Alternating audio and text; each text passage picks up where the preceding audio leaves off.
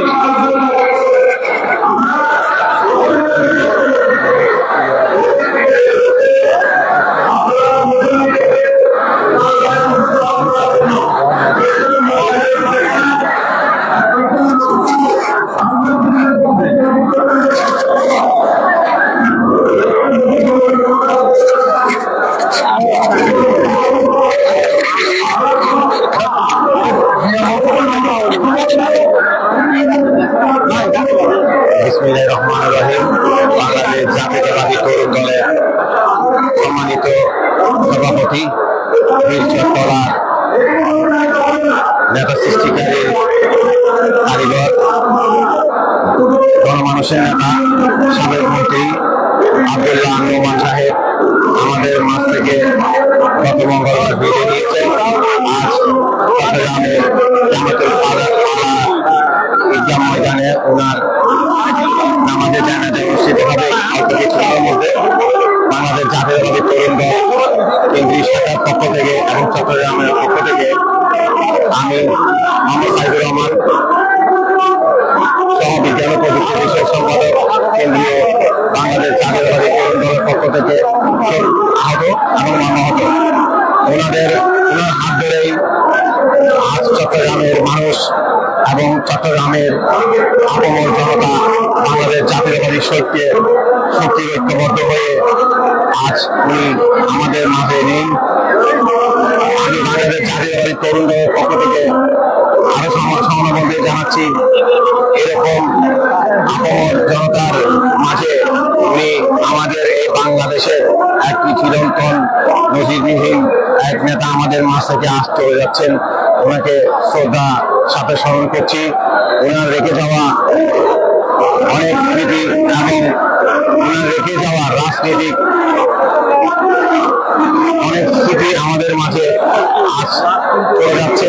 কিন্তু ওনার আদর্শকে ধারণ করে বাংলাদেশ জাতীয়তাবাদী দলকে আমরা ঐক্যের কাতারে ঐক্যবদ্ধভাবে ইনশাআল্লাহ নিয়ে ওনার শিক্ষাকে আমরা হাতে লাগিয়ে বাংলাদেশ জাতীয়তাবাদী দলকে আগামীতে আমরা সঙ্গে একটা বাংলাদেশ করবো। এবারে আমি ওনার সরকার পরিবারকে সমবেত কাছে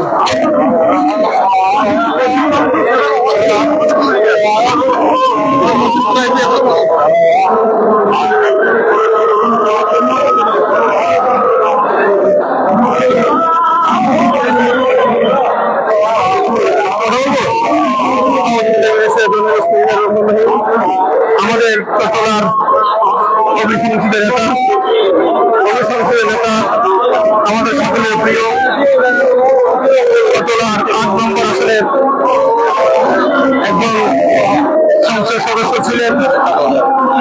এখন আমার যে জীবনের প্রথম ভোট, আমি মোহনকে দিয়ে আমার প্রথম ভোটটাকে দিয়েছিলাম।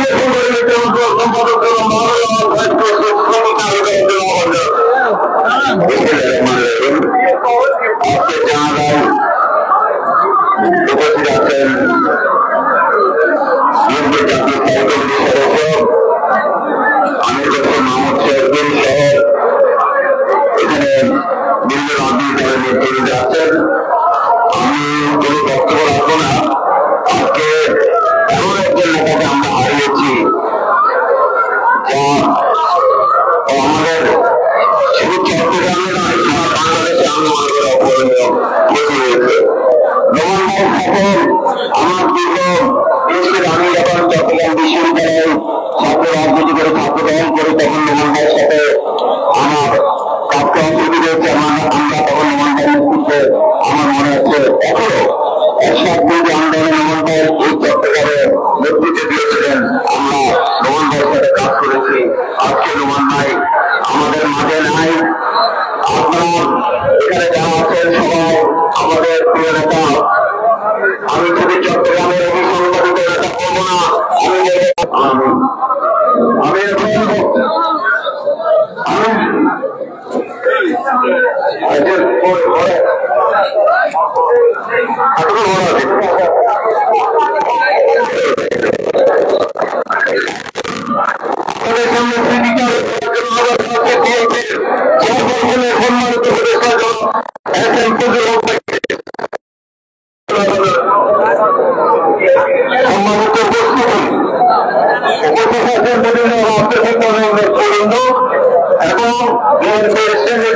সম্মানিত সদস্য যারা আমাদের মোহাম্মদ চৌধুরী সহ যারা বলতে গেছেন সবাইকে আমার সুশ্রদ্ধা ছাড়া আজকে করুন একটা মুহূর্ত আমাদের জন্য।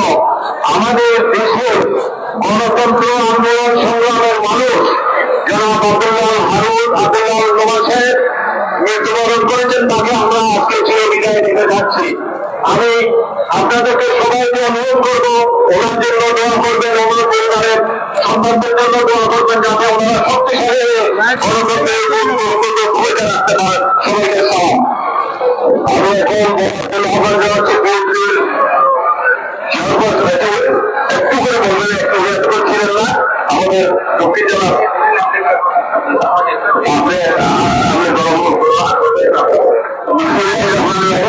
এখন বক্তব্য রাখবেন উত্তর জেলা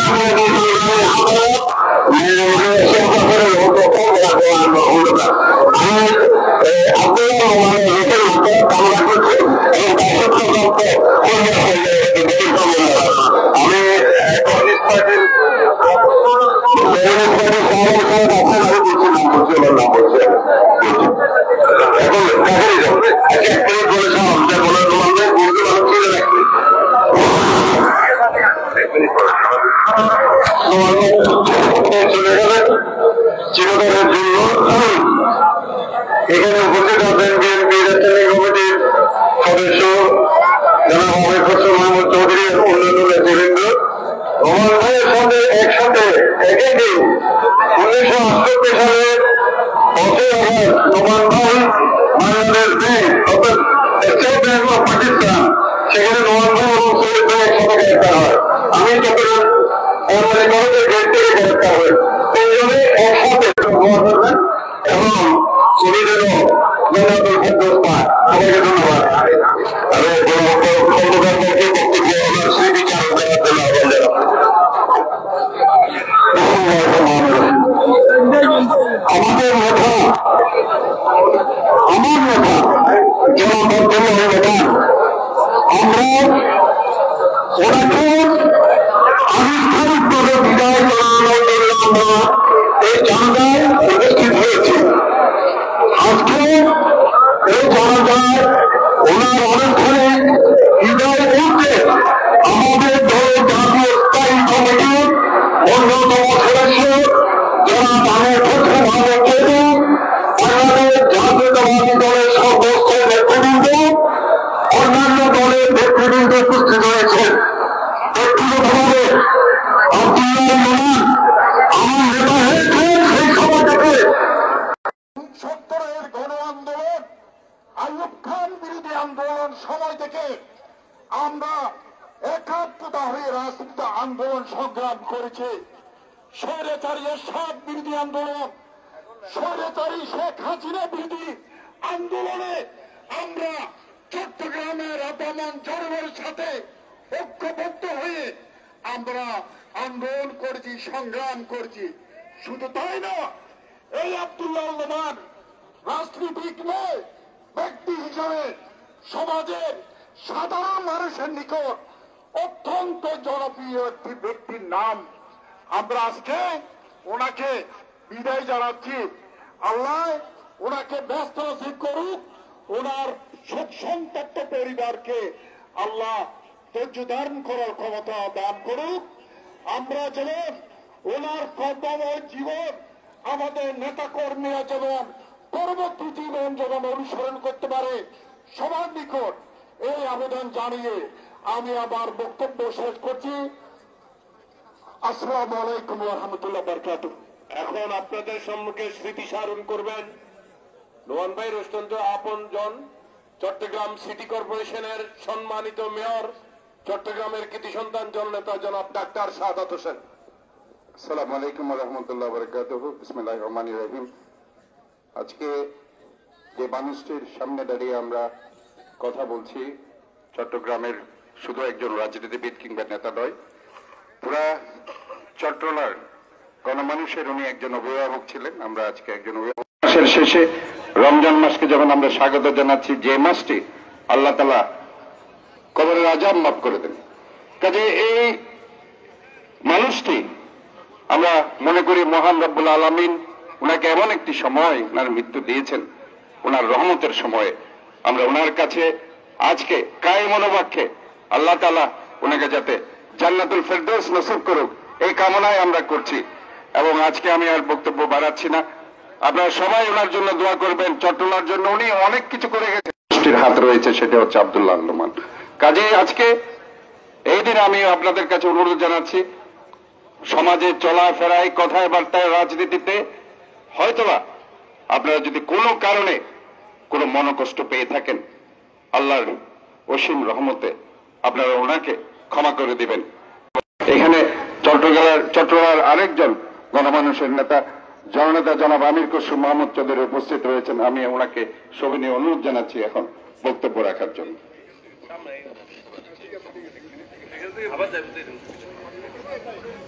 বিসমিল্লাহির রহমানির রহিম।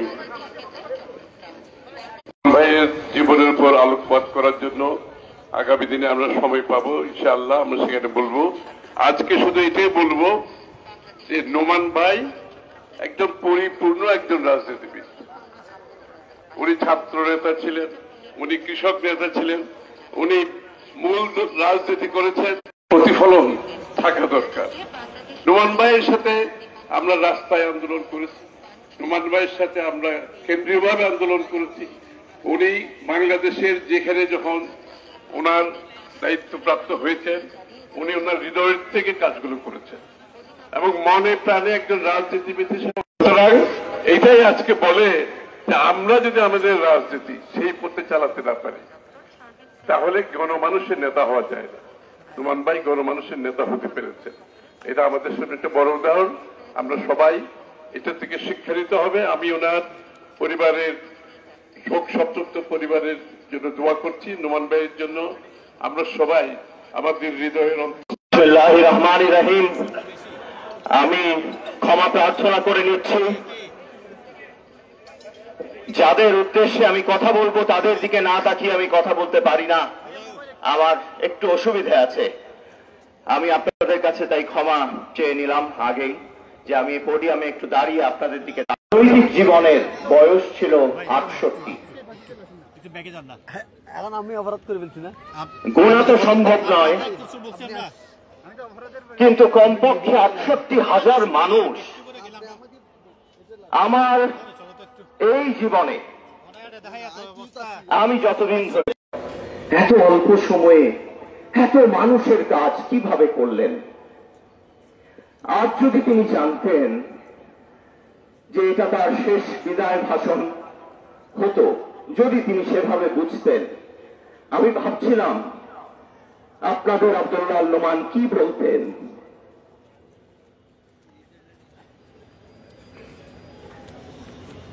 আমার পাশে বসে শুনেছি তো, তিনি শুরু করতেন, আমি নোমান, আব্দুল্লাহ আল নোমান। কেমন আছো? কেন আছো? আমাকে দোষ ছিল নিশ্চয়ই আমার কোনো দোষ ছিল, না হলে ও আমার উপরে মন খারাপ কেন করলো? অথচ তার যে মন খারাপ থাকতে পারে সেই ব্যক্তির প্রতি, সেটা বলতেন না। কাউকে বলে নাই কোনোদিন আমার তোমার উপরে মন খারাপ, তোমার উপরে আমার উপরে একটু মন খারাপ। বলতেন বহু বছর ধরে আমি তোমাদের সাথে কাজ করি, যদি আমার কোনো ভুল ত্রুটি হয় আমি তো চলে যাচ্ছি আজকের পরে তো আর তোমাদের চোখে চোখ রাখতে পারবো না। বলতেন আমার এই অল্প সময়ে আমি ভেটেরিনারি ইউনিভার্সিটি করেছি, যেটা এখন পৃথিবীতে একটি নাম করা বিশ্ববিদ্যালয়। বলতেন চেষ্টা করেছিলাম, হয়ে গেছে কিভাবে, খুব বিনয়িত, কখনো নিজের ঘাড়ে নিজের ক্রেডিট গুলো ভাবে নিতেন না।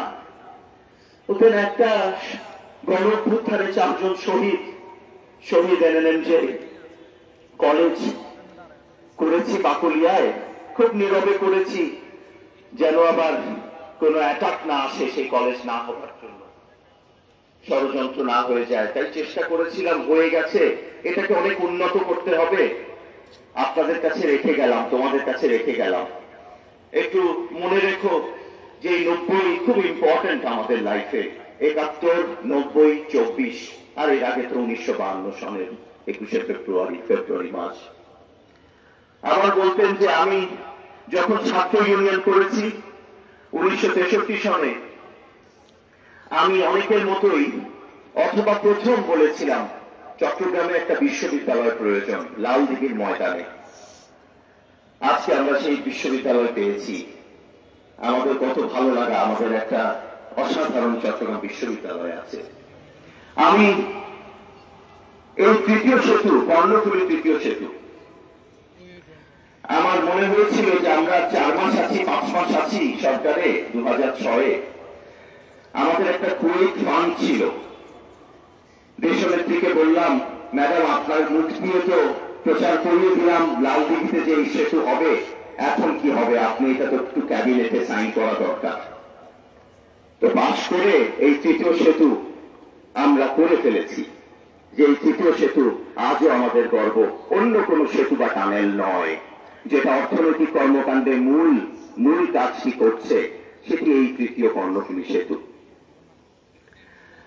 আমি চট্টগ্রাম শিক্ষা বোর্ডের বিষয়ে 90-এর দশকে একেবারে কিছু মুরব্বীর সাথে দৌড়াদৌড়ি করে মন্ত্রী হিসেবে এটা বোধহয় করতে পেরেছি। আমি জামায়াতুল ফালাহ, আমার খুব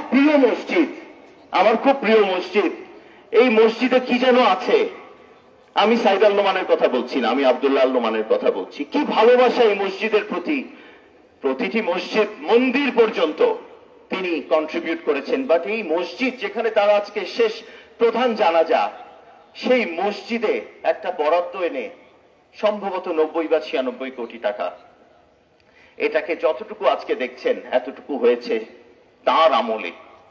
বাণিজ্যিক রাজধানী, আমরা সবাই বলি চট্টগ্রামকে আমরা বাণিজ্যিক রাজধানী, অনেকে বলে বাণিজ্যিক রাজধানী হয়নি। দেশনেত্রী বেগম খালেদা জিয়া তখন প্রধানমন্ত্রী থাকা অবস্থায় আব্দুল্লাহ আল নোমানের প্রস্তাবনায় 16 দফার এই বাণিজ্যিক রাজধানী ঘোষণা করে দিয়ে গেছেন অফিসিয়ালি। আমরা কেন কোনোদিন এভাবে বলি না যে বাণিজ্যিক রাজধানী চট্টগ্রাম, কেন প্রত্যেকটা সরকারকে বলি না আপনারা ওই 16 দফাটা বুঝে পড়ে একটু চট্টগ্রামকে বাণিজ্যিক রাজধানীর গুরুত্বে নিয়ে যান, সেই স্থানে নিয়ে যান, এখানে মন্ত্রিসভার মিটিং গুলো করেন। আমি আব্দুল্লাহ আল নোমান সেই কাজটি করার চেষ্টা করেছিলাম। 16 দফাতে আমি শেষ করেছি, আরো 32 দফা হওয়া আধুনিকায়ন, সেটাও হয়েছিল তার হাতে। আর শেষে বলতেন, আমি আমার 2টো সন্তান রেখে গেলাম, আমার 2 জন সন্তান রেখে গেলাম, যেই সন্তানের মাধ্যমে আমি আশা করব শুধু সেবা হবে, আর কিছু হবে না, আর কোনো কিছুর দরকার নাই, তাই কোনো চাওয়া নেই, শুধু সেবা, শুধু সেবা, শুধু সেবা। এই প্রতিজ্ঞাবদ্ধ হয়ে আমি আমার বক্তব্য শেষ করছি। আপনারা শুধু দোয়া করবেন। একটু পিছনে চলে যাও আপনার দয়া করে, আমরা 2-1 মিনিট সময় দেব। জানাজা ইমামের পিছনে অবশ্যই যেতে হবে যদি আপনারা ফরজে কিফায়া সওয়াব পেতে চান। আর আপনারা যারা উপরে তাকিয়ে আছেন একটু ভিতরে চলে যান, আপনারা একটু পিছনে চলে যান। আমরা মাত্র 2 মিনিট সময় দেব, 2 মিনিট। এর ভিতরে যদি ইমামের পিছনে না যান তাহলে আফসোস করবেন, ফরজে কিফায়া আদায় হবে না। দয়া করে পিছনে চলে যান।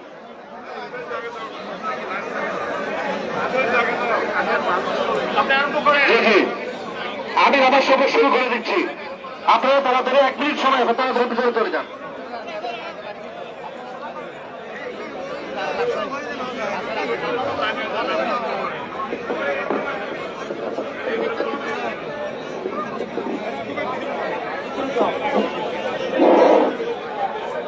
আমরা 4 তাকবীরের সাথে এই মরহুমের নামাজে জানাজা 4 তাকবীরের সাথে এই ইমামের পিছনে আদায় করছে। আল্লাহু আকবার।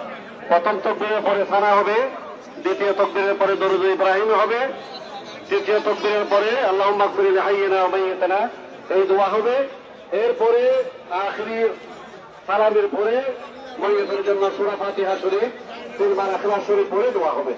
এখনই নামাজ শুরু হচ্ছে।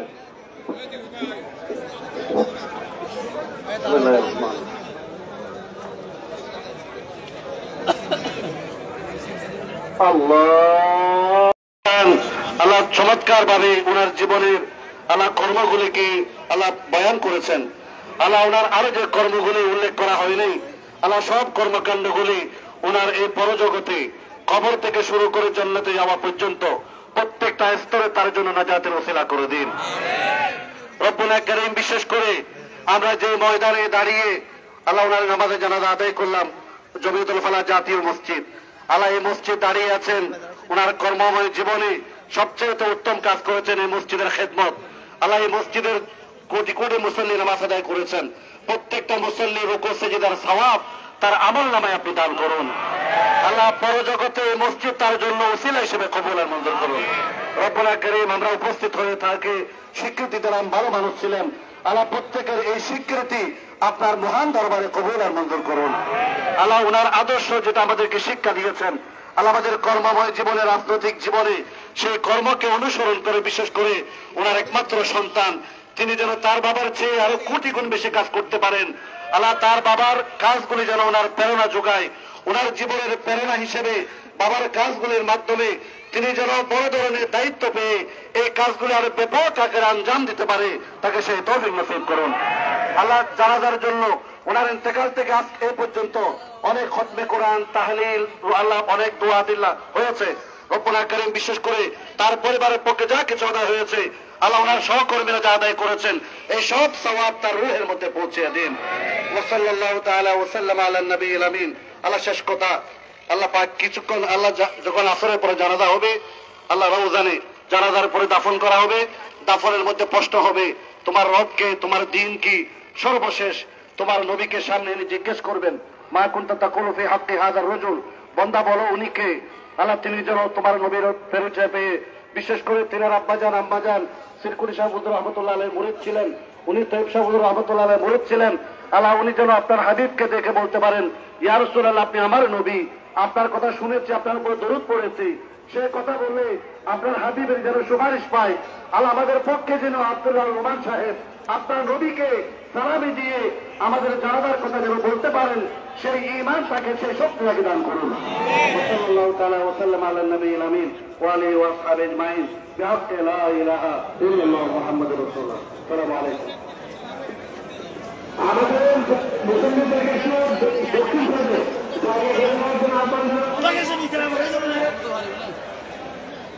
বিশেষ করে আমাদের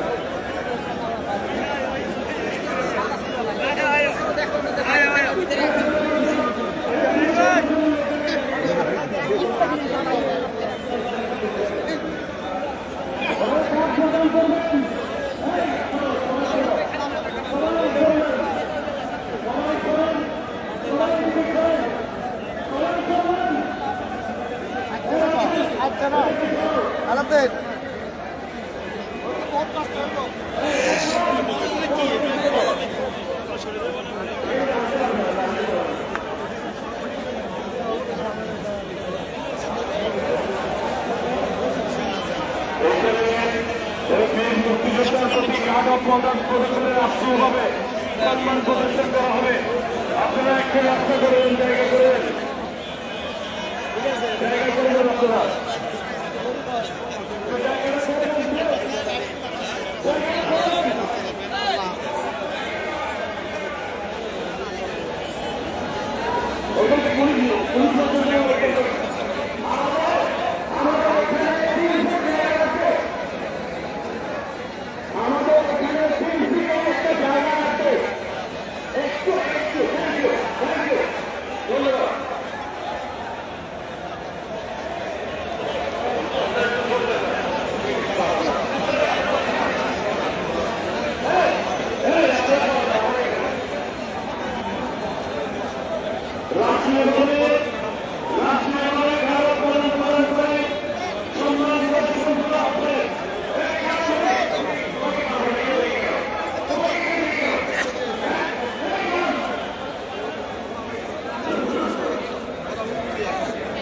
Hey!